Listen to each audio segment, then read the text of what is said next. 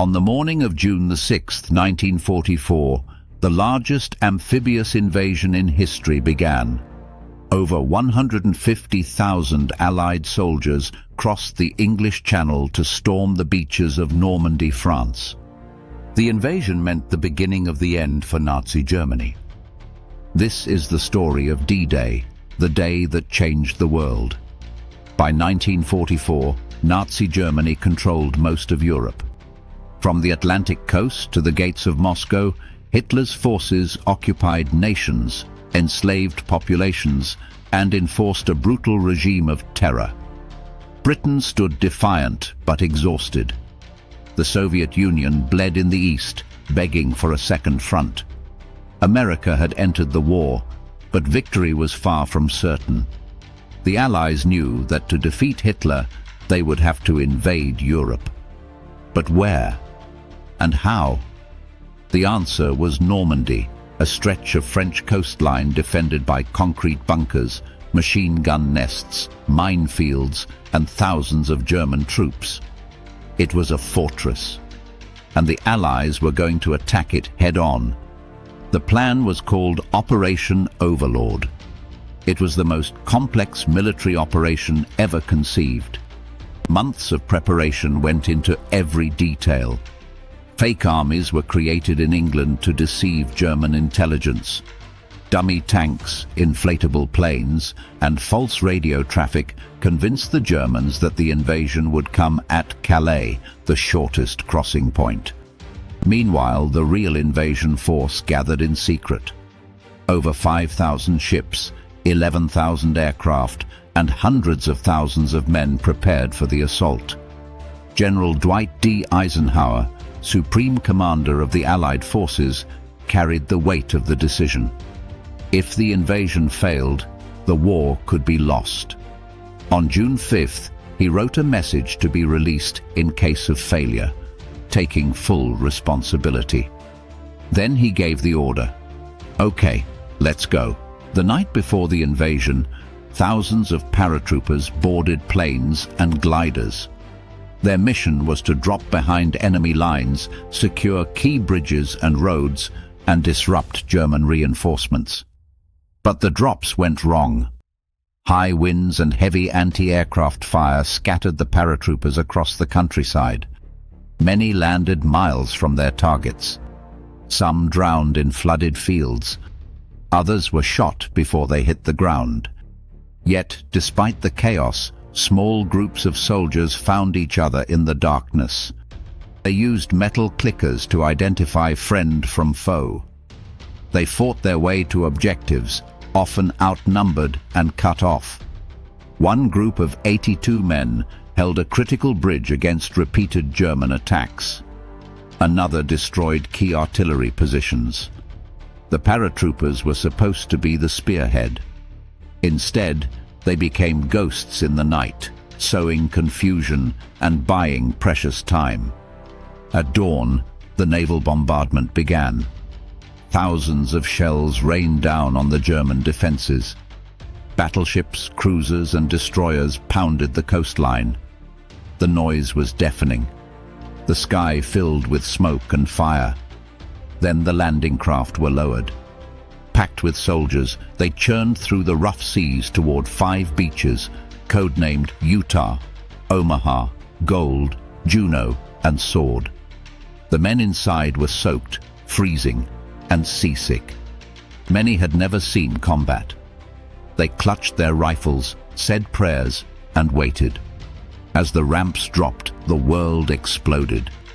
At Utah Beach, the landing went better than expected. Strong currents pushed the boats south of their target, away from the heaviest defenses. The soldiers stormed ashore with relatively light casualties and quickly moved inland. At Gold, Juno, and Sword, British and Canadian forces faced stiff resistance, but gained footholds and began pushing through the German lines. But at Omaha Beach, everything went wrong. Omaha was a killing ground. The beach was overlooked by high cliffs honeycombed with German bunkers.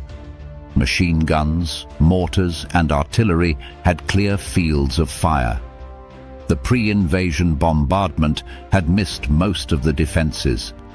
As the ramps dropped, German gunners opened fire. Men were cut down before they reached the sand. Bodies floated in the surf. Soldiers huddled behind beach obstacles, pinned down by relentless fire. Medics tried to reach the wounded and were shot. Engineers trying to clear obstacles were blown apart by mines.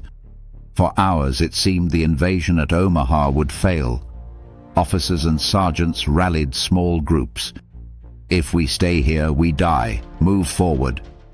Inch by inch, they crawled up the beach. Bangalore torpedoes blew gaps in the barbed wire. Soldiers climbed the cliffs under fire, using ropes and sheer determination. By midday, they had broken through. The beachhead was secured, but at a terrible cost. Over 2,000 American soldiers were killed or wounded at Omaha Beach alone. Throughout the day, more waves of troops poured ashore. Tanks, trucks, and supplies were unloaded under fire. Engineers worked frantically to clear mines and obstacles. Medics set up aid stations in the dunes. The beaches were chaos, burning vehicles, wounded men, and the constant roar of gunfire and explosions. But the Allies held. By nightfall, over 150,000 men were ashore. The Atlantic Wall, Hitler's supposedly impregnable fortress, had been breached. The Germans were caught off guard. Hitler had been convinced the invasion would come at Calais. When reports of the Normandy landings reached him, he hesitated, believing it was a diversion. Critical panzer divisions that could have counterattacked were held back, waiting for his personal approval. By the time he realized the truth, it was too late. Field Marshal Erwin Rommel, in charge of coastal defenses, had been in Germany visiting his wife for her birthday. He raced back to France, but the moment had passed. The Allies were ashore, and reinforcements were flooding in. The days after D-Day were brutal. The hedgerows of Normandy, thick walls of earth and vegetation, turned every field into a fortress. German troops, though outnumbered, fought with skill and desperation. Progress was slow and bloody. Towns were reduced to rubble. Soldiers fought house to house, hedge to hedge. But the Allies kept pushing. More men, more tanks, more supplies poured across the Channel. The beachhead expanded.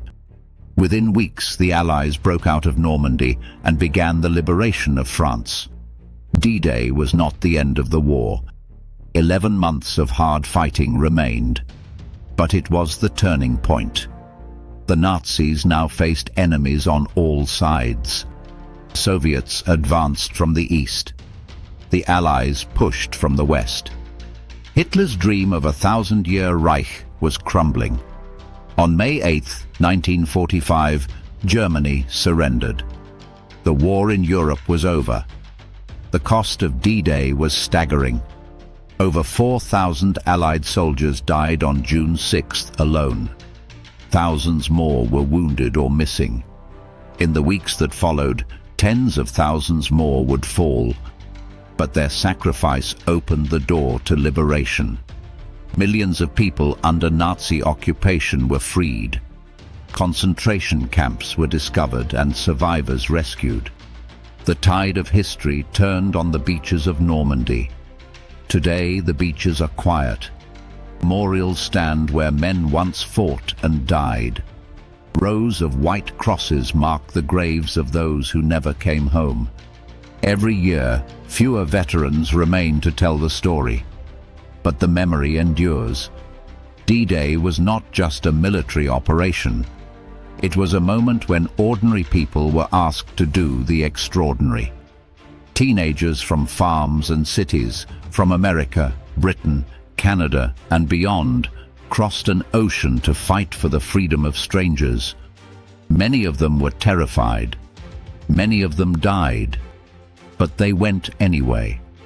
That is the legacy of D-Day. Not just the strategy or the scale, but the courage of individuals who, when the ramp dropped and the bullets flew, moved forward. They did not do it for glory. They did it because it had to be done. And because of them, the world was saved from darkness.